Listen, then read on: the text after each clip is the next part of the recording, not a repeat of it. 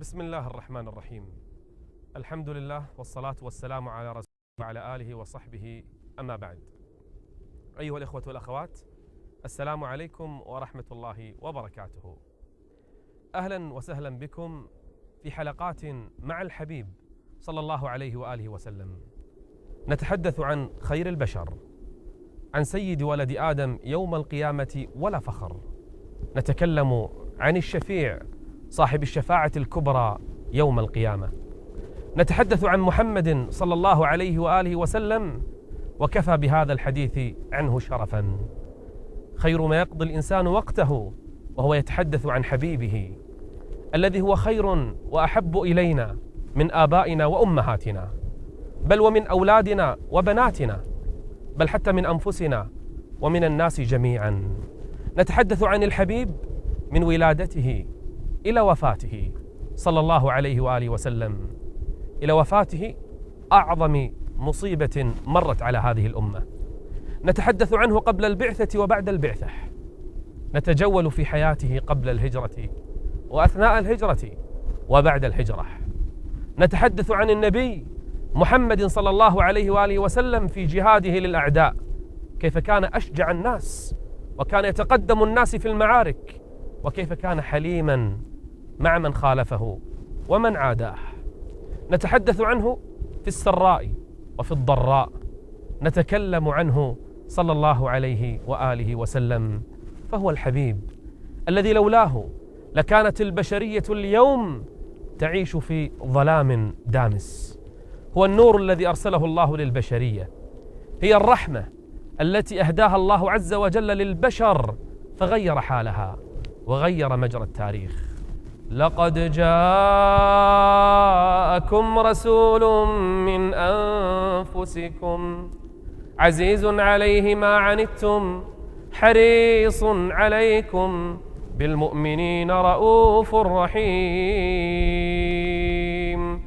إن الحديث عنه ليس فقط لأجل الحديث، بل لأجل الاقتداء به صلى الله عليه وآله وسلم. نقتدي به لما؟ لأن طاعته سبب لدخول الجنة، ومعصيته سبب لدخول النار. بل من أطاع محمدا فكأنما أطاع الرب عز وجل. ومن يطع الرسول فقد أطاع الله. نتحدث عنه لأنه كان يحبنا، كيف لا نحبه؟ أحد الصحابة بكى، قال: ما الذي يبكيك؟ قال: تذكرت الموت. قال: وما شأن الموت؟ قال: إذا مت لن أراك ولن أجلس معك ولن أتحدث معك. قال: المرء مع من أحب، إذا أحببتني سيجمعك الله بي يوم القيامة. وفي الجنة نتحدث عن الحبيب لنتأسى به خطوة خطوة. قال عن نفسه: تركتكم على المحجة البيضاء ليلها كنهارها لا يزيغ عنها إلا هالك. لقد كان لكم في رسول الله أسوة حسنة لمن كان يرجو الله واليوم الآخر. كونوا معنا خطوة خطوة نتعلم كيف عاش الحبيب صلى الله عليه وآله وسلم.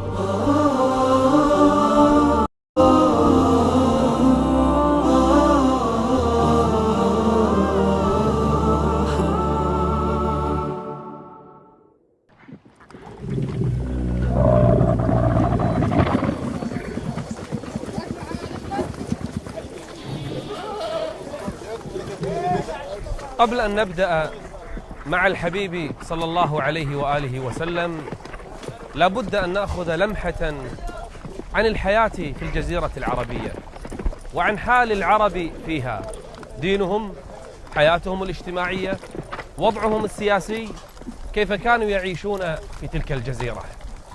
أصل العرب كما قيل من قحطان، وكلنا يذكر في قصص الأنبياء لما عاش إسماعيل عليه السلام ابن الخليل إبراهيم عليه السلام في مكة، تزوج امرأة جرهمية من جرهم، وجرهم ابن قحطان، فأصل العرب يرجع إلى قحطان وإسماعيل عليه السلام. عاش العرب في الجزيرة العربية زمنا طويلا على توحيد الله جل وعلا، يعبدون الله، يطوفون بالبيت، يحجون لله جل وعلا، دينهم التوحيد، عرب ويدينون بدين الله جل وعلا. حتى حصل أمر تسبب به رجل واحد، من؟ إنه عمرو بن لحي. خرج من مكة، كانت مكة على التوحيد، قاصدا الشام وبالتحديد البلقاء، فوجد فيها قوما يسمون العماليق، ووجدهم يعبدون أصناما، فاستغرب: ما هذا الذي تفعلون؟ قالوا: هذه أصنام. قال: ما تصنعون لها؟ قالوا: نعبدها. قال: ولم؟ قالوا له: نستنصرها فتنصرنا، ونستمطرها فتمطرنا. قال: هذه تمطركم؟ هذه تنصركم؟ قالوا: نعم، جربناها سنين طويلة.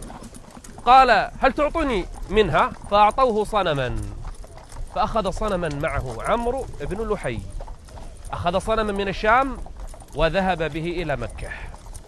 استغرب أهل مكة: ما هذا الذي تفعل يا عمرو؟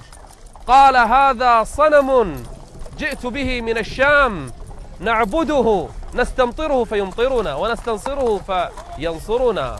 ماذا؟ صنم يمطركم وينصركم؟ قال: نعم. فإذا به يقنع أهل قريش وكانوا على التوحيد، واقتنعت القبائل حوله فصنعت أصناما، وكل منها عبد من دون الله جل وعلا. حتى التلبية التي كانت لبيك اللهم لبيك، لبيك لا شريك لك لبيك، كانت العرب تحج إلى البيت وتلبي، غيروا حتى التلبية. الشيطان أدخل عليهم عبادة الأصنام بسبب عمرو، وغير حتى التلبية، فكانوا يقولون: لبيك اللهم لبيك، لبيك لا شريك لك لبيك، إلا شريكا هو لك تملكه وما ملك. بدأوا بالتوحيد وختموا بالشرك، فقال الله عز وجل فيهم، قال الله جل وعلا فيهم: وما يؤمن أكثرهم بالله، وما يؤمن أكثرهم بالله إلا وهم مشركون. نعم، دب الشرك بينهم، انتشر الشرك بين العرب، كانوا على التوحيد لكن بدأت الأصنام تنتشر بسبب من؟ بسبب رجل واحد اسمه عمرو بن لحي، أدخل الشرك في جزيرة العرب، ورآه نبينا صلى الله عليه وآله وسلم يجر في النار بسبب إدخاله الشرك للعرب وإلى جزيرة العرب.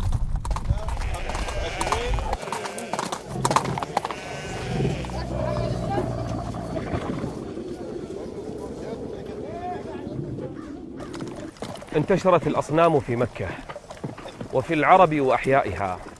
كان هناك رجل اسمه إساف وامرأة اسمها نائلة من قبيلة جرهم، فعل الفاحشة في جوف الكعبة، فمسخهما الرب عز وجل حجرين، فجعلت قريش لها صنمين يعبدانهما من دون الله عز وجل، عبد مع أن الله عز وجل عذبهما. انتشرت الأصنام في كل دار من دور العرب، حتى أن الواحد منهم كان يتمسح بالأصنام قبل أن يسافر أي سفر، وإذا عاد من سفره بدأ بالأصنام يتمسح بها، يطوفون حولها، يستغيثون بها، وكانوا يقولون: هؤلاء شفعاؤنا عند الله، تعبد من دون الله عز وجل.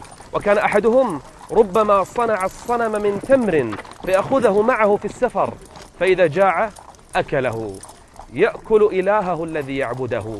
أصنام لا تنفع ولا تضر، لا تسمع ولا تبصر، تعبد من دون الله جل وعلا.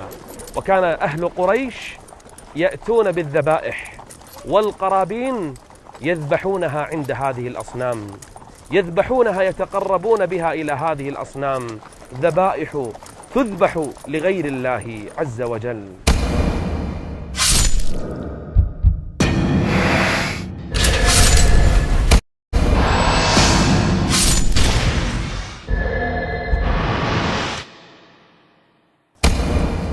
وكانوا لجهلهم يذبحون الذبائح، يقولون هذه لله كما يزعمون، وهذه لأصنامنا وآلهتنا، فما كان لله فهو يصل إلى شركائهم.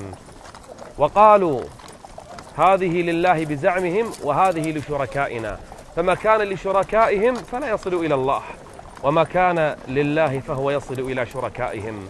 هكذا كانوا يصنعون كفار قريش، بل العرب بدأت تكثر من صناعة وعبادة الأصنام، بل وجعلوا لهم بيوتا طواغيت يطاف حولها غير الكعبة.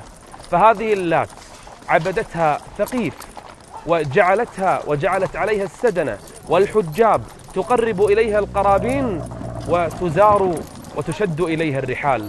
اللات في ثقيف، ومنات عند الأوس والخزرج في يثرب، وكذلك العزى في منطقة تسمى نخلة، هذه التي حكى الله عنها: أفرأيتم اللات والعزى ومناة الثالثة الأخرى ألكم الذكر وله الأنثى تلك إذا قسمة ضيزى إن هي إلا أسماء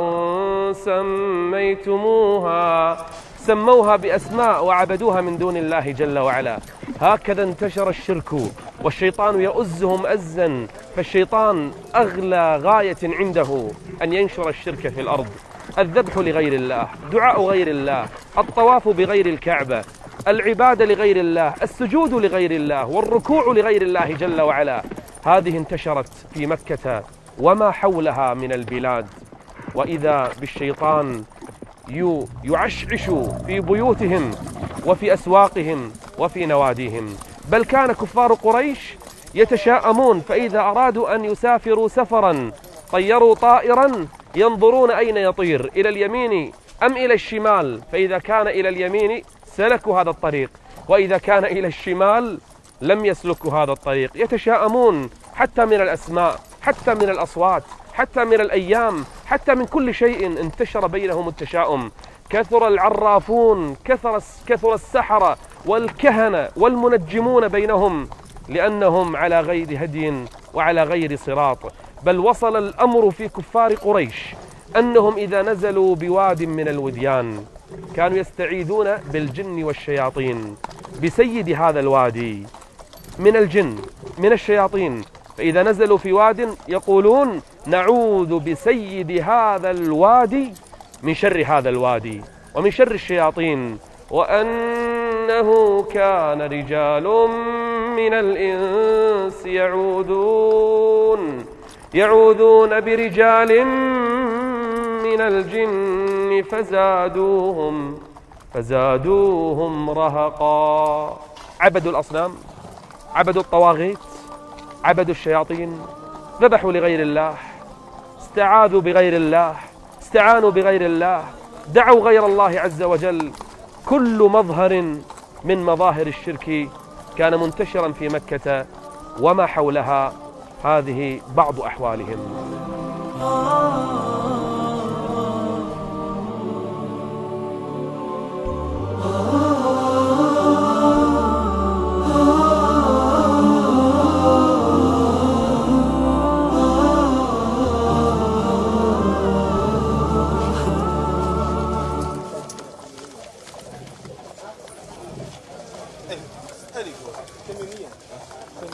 كانت العرب تعيش حياة جاهلية،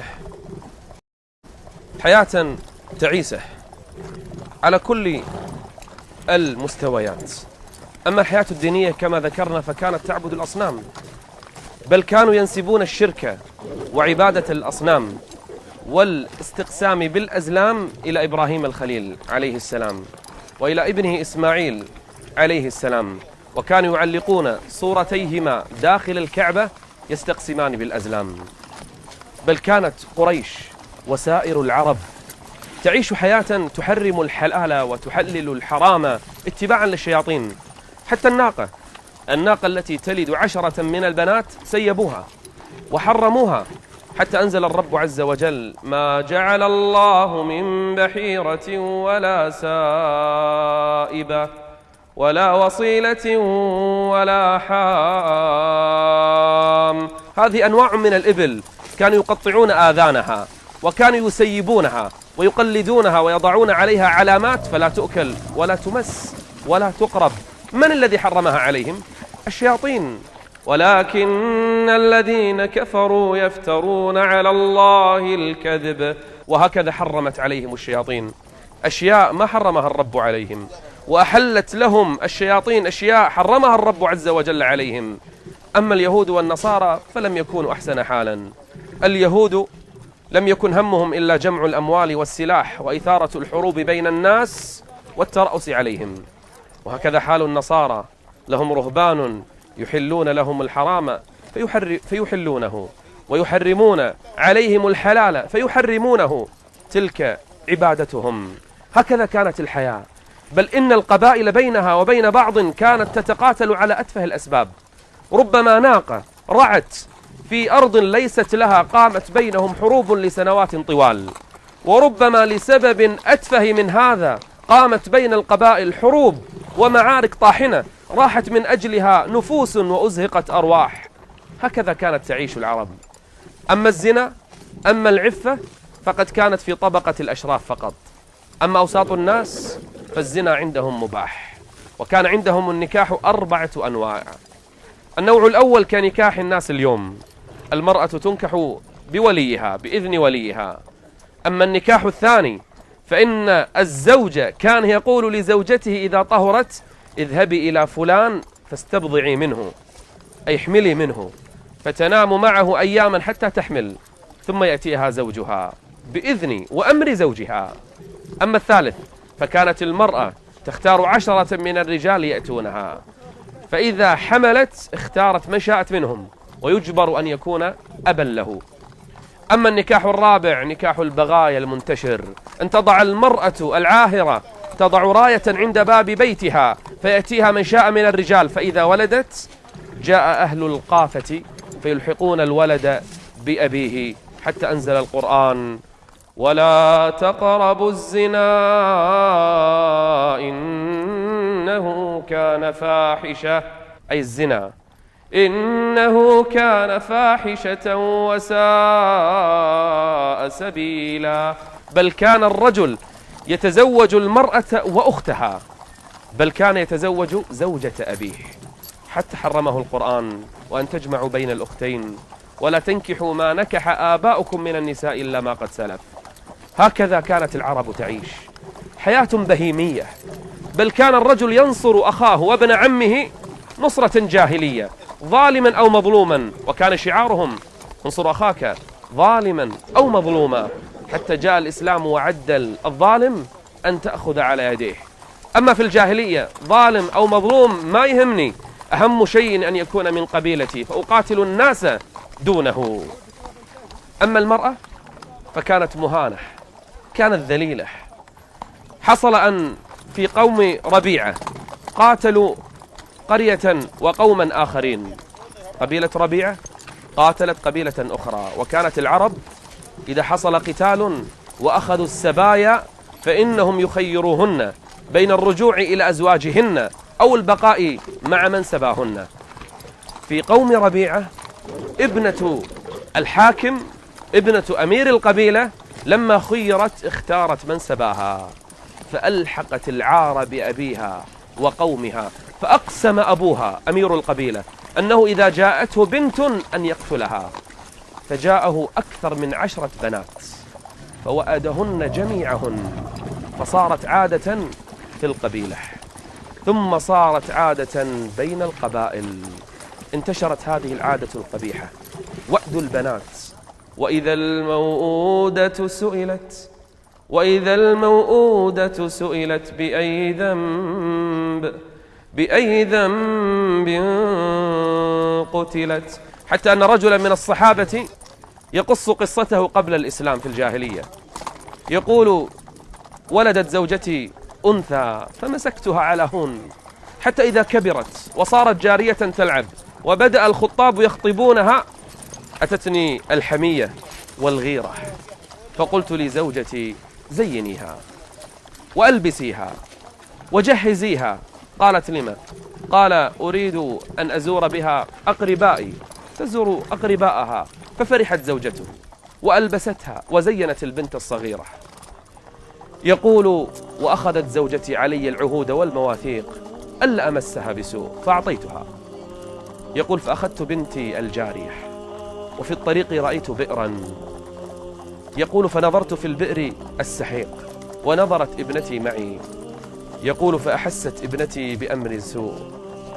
يقول فقالت لي ابنتي، قالت لي أسألك بالله يا أبي ألا تخون عهد أمي، ألا تخون أمانة أمي. يقول فلما نظرت إلى وجهها وإلى بكائها رحمتها. يقول لكنني لما نظرت إلى البئر أخذتني الحمية والغيرة مرة أخرى. يقول فإذا نظرت إلى وجه ابنتي تبكي رحمتها، فإذا نظرت إلى البئر تذكرت الغيرة والحمية. يقول فأخذتني الغيرة والحمية فحملت ابنتي ورميتها على رأسها في البئر. يقول فسمعتها تستغيث حتى ماتت وخرجت روحها. وإذا الموءودة سئلت بأي ذنب قتلت. بل كانت العرب إذا أراد الواحد منهم أن يبقي على ابنته حية يتوارى من القوم، يخبئ نفسه من الذل والهوان. وإذا بشر أحدهم بالأنثى ظل وجهه مسودا وهو كظيم يتوارى من القوم من سوء ما بشر به أيمسكه على هون أم يدسه في التراب ألا ساء ما يحكمون. هكذا كانت تعيش العرب، وهذه لمحة صغيرة يسيرة عن حياتهم.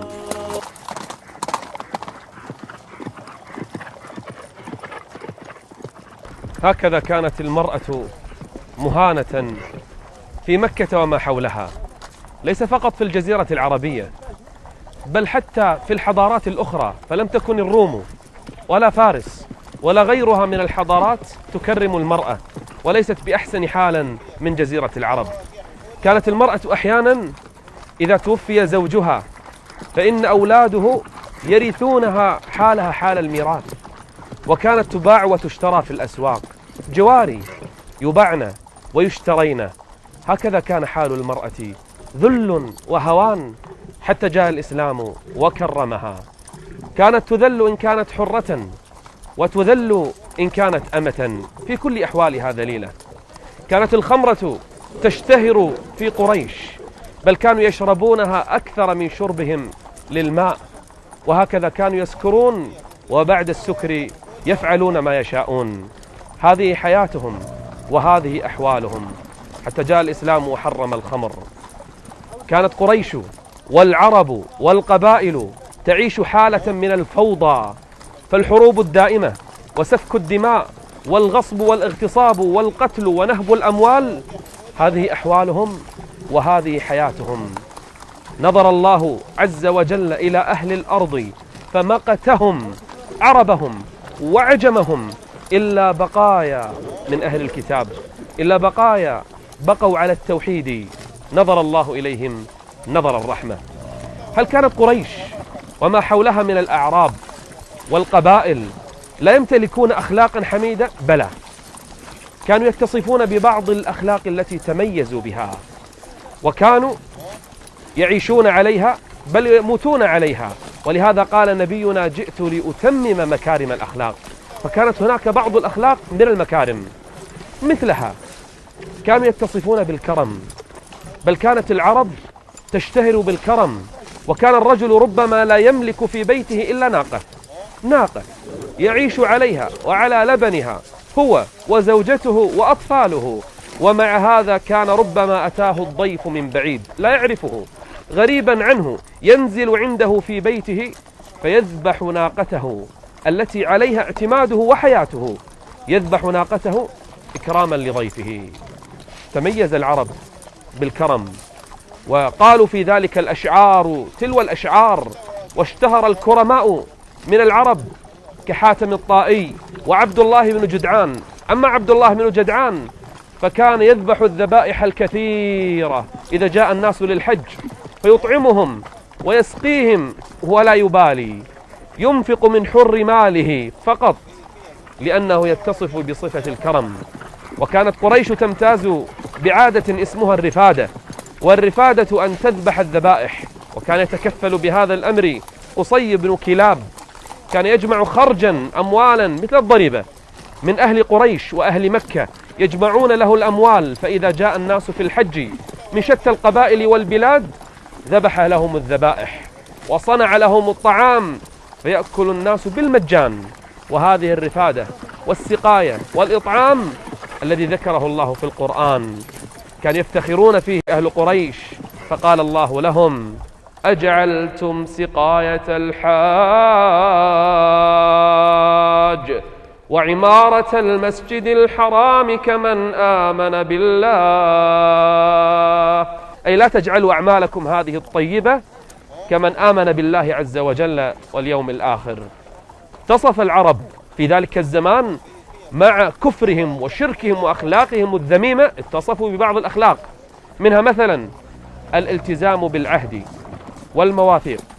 فكان الواحد منهم إذا عاهد غيره، أو قبيلة عاهدت أخرى، أو قوم عاهدوا آخرين، أو أجار رجل رجلا آخر، كانوا يلتزمون بالعهد ولو على حساب أولادهم، ولو على حساب ذرياتهم، ولو على حساب أموالهم وأرواحهم.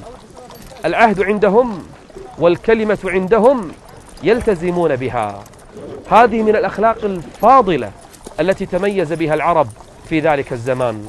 كذلك كان عندهم شيء اسمه عزة نفس، فالواحد منهم ما كان يرضى بالذل ولا بالهوان، وربما قالوا في هذا شعرا وذبح من هذه الأمور ونحروا من أجلها، وربما سفكت من أجلها دماء كثيرة لأجل عزة النفس. فالعربي لم يكن يرضى أبدا أن يذل ولو على حساب نفسه وأهل بيته وأولاده وأمواله. هذه بعض صفاتهم. وكانت في مكة كما كان سابقا من أيام نبينا إسماعيل عليه السلام، كانت جرهم تحكم هذه البلاد، تحكم مكة، واستمر الحال على هذا زمنا طويلا، إلا أن جرهم تخلت عن الحفاظ على الحرم وهيبة الحرم، فإذا بها تنتهك الحرمات وتفعل المحرمات وتعتدي على المظلوم. فجاءت كنانة وخزاعة، وحصل بينها وبين جرهم مقتلة عظيمة وحرب طاحنة، طردوا على إثرها جرهم من حكم بيت الله الحرام، وحكمت كنانة وخزاعة بلد الله مكة بلد الله الحرام.